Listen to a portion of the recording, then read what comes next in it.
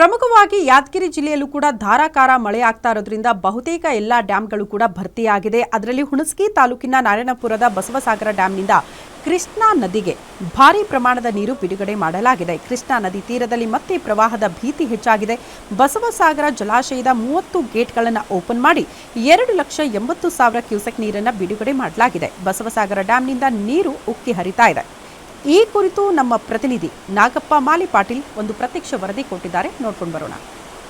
ಮಹಾರಾಷ್ಟ್ರದ ಪಶ್ಚಿಮ ಘಟ್ಟಗಳ ಪ್ರದೇಶದಲ್ಲಿ ಭಾರೀ ಪ್ರಮಾಣದ ಮಳೆ ಸುರಿದ ಪರಿಣಾಮವಾಗಿ ಈಗ ಯಾದಗಿರಿ ಜಿಲ್ಲೆಯ ಜೀವನಾಡಿಯಾದಂಥ ಬಸವಸಾಗರ ಜಲಾಶಯವು ಸಂಪೂರ್ಣವಾಗಿ ಭರ್ತಿಯಾಗಿದೆ.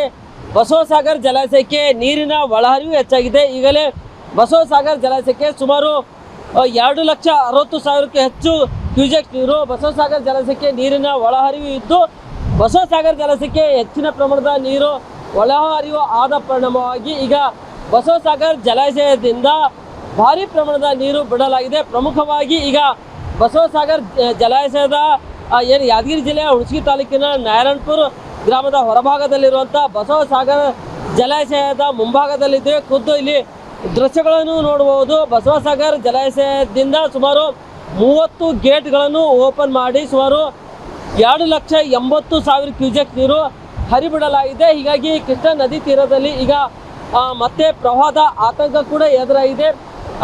ಸುಮಾರು 33.33 TMC ಸಂಗ್ರಹ ಸಾಮರ್ಥ್ಯದ ಜಲಾಶಯದಲ್ಲಿ ಸುಮಾರು 28 TMC ನೀರು ಕೂಡ ಸಂಗ್ರಹವಾಗಿದೆ. ಬಸವಸಾಗರ ಪ್ರಮಾಣದ ನೀರು ಹರಿಬಿಟ್ಟ ಪರಿಣಾಮವಾಗಿ ಈಗ ಹಾಲೋರೆಯಂತೆ ಬಸವಸಾಗರ ಜಲಾಶಯದ ನೀರು ಕೃಷ್ಣಾ ನದಿಗೆ ಹರಿತಾ ಇದೆ. ಈ ದೃಶ್ಯಗಳು ಮನಮೋಹಕ ದೃಶ್ಯಗಳನ್ನು ಕೂಡ ನಾವು ನೋಡಬಹುದು.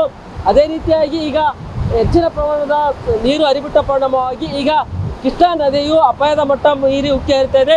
ಕೃಷ್ಣಾ ನದಿ ತೀರದಲ್ಲಿ ಮತ್ತೆ ಪ್ರವಾಹದ ಆತಂಕ ಎದುರಾಗಿದೆ.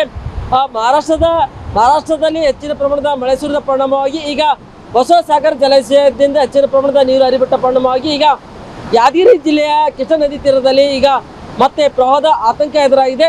ಅದೇ ರೀತಿಯಾಗಿ ಜಿಲ್ಲಾಡಳಿತ ಕೂಡ ನದಿ ತೀರಕ್ಕೆ ಯಾರು ತೆರಳಬಾರದೆಂದು ಎಚ್ಚರಿಕೆ ಕೂಡ ನೀಡಿದೆ. ನಾಗಪ್ಪ ಮಾಲಿ ಪಾಟೀಲ್, ಗ್ಯಾರಂಟಿ ನ್ಯೂಸ್, ಯಾದಗಿರಿ.